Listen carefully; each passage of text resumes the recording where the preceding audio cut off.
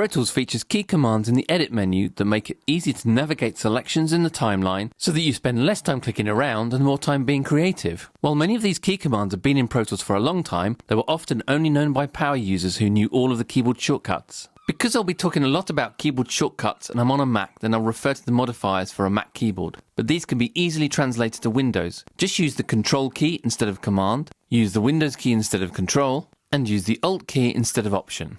The first thing to say about keyboard shortcuts in Pro Tools is that you can make life a lot easier for yourself by becoming familiar with keyboard focus mode. Depending on where the keyboard is focused, it can be used to quickly find clips in the clip list, turn groups on or off, or access one-touch keyboard shortcuts. If you have a Pro Tools keyboard, then you can easily see these shortcuts, but if you don't, then there might be some that you will miss. One of the most important things to learn in Pro Tools is that P and semicolon are up and down, and L and apostrophe are left and right. Getting to know these 4 arrow buttons will really speed up your editing. We'll start by taking a look at L and apostrophe for left and right. Using these keys on their own will move the cursor left and right, either jumping from clip boundary to clip boundary, or if tab to transient is enabled, then the cursor will go from transient to transient. You can then add shift to this shortcut to make a selection as you go along.